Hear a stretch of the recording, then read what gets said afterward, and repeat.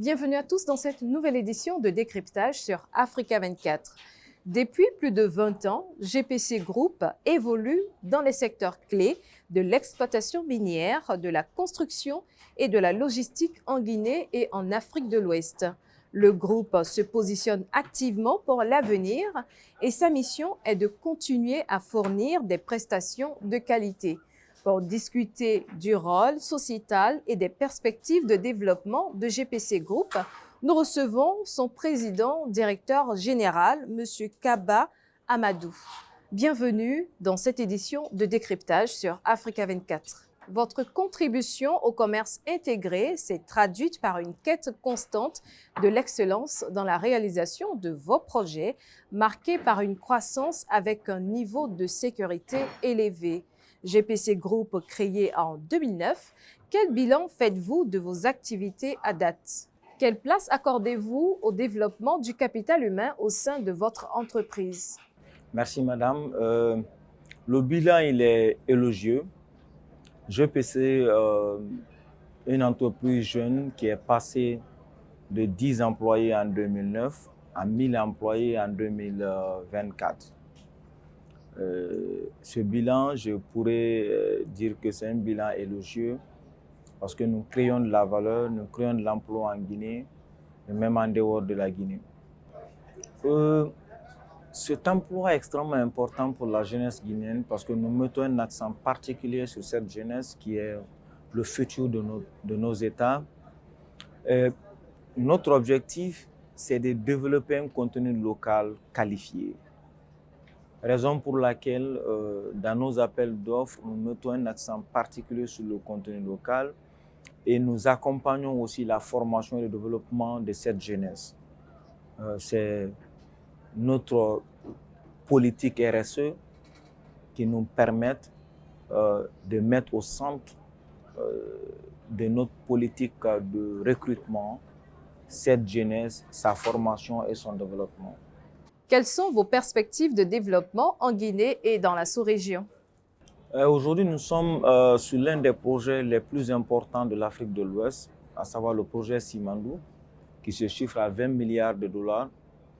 Aujourd'hui, GPC a la lourde responsabilité de réaliser une partie des infrastructures de Simandou. Et au-delà de Simandou, nous exploitons une mine de bauxite de bout en bout, à savoir à commencer par le nettoyage des plateaux, l'extraction de la bauxite, le fourrage, le minage, le concassage, le transport jusqu'au rail. Et c'est la première fois depuis l'indépendance de ce pays qu'une entreprise locale puisse atteindre ce niveau d'opération dans le secteur minier.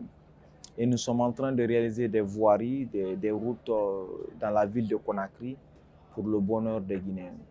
Le déficit en infrastructure est un important défi à relever en Guinée. Comment GPC Group aborde la question du déficit en infrastructure? Cette question est une question cruciale parce que nos États africains sont confrontés au même problème. C'est le problème d'infrastructure. Et les infrastructures coûtent énormément cher. Ce qui fait que nos capacités de financement et le besoin de nos infrastructures, il existe un gap énorme. Ce gap, aujourd'hui, les États, les partenaires financiers et les entreprises privées doivent trouver une solution en innovant, en réfléchissant sur des stratégies de partenariat que nous-mêmes nous sommes en train de travailler dessus, des PPP, des partenaires publics-privés ou des BOT ou des infrastructures en co-développement. Alors aujourd'hui, toutes ces questions sont dans tous les débats aujourd'hui en Afrique afin qu'une solution idoine soit trouvée pour combler ce gap entre le besoin et la réalisation des infrastructures pour le bonheur de l'Afrique et pour le développement de l'Afrique. Dans le cadre de l'approvisionnement de la chaîne de valeur, comment se positionne GPC Group dans la transformation continue de la chaîne d'approvisionnement en Guinée? Comme je disais tantôt, dans le cadre de la chaîne de valeur, nous mettons un accent particulier sur le contenu local. Ça nous permet de participer à la redistribution du revenu en Guinée, de créer de l'emploi et d'améliorer le niveau de vie des populations à la base. Oh, le message, il est simple. Je pense que c'est d'accompagner les entreprises privées africaines afin qu'elles puissent participer au développement et au financement des infrastructures en Afrique. Parce que c'est cela la vraie question. Et sans les infrastructures, l'Afrique ne va jamais se développer. Monsieur Amadou Kaba, merci d'avoir répondu aux questions d'Africa 24.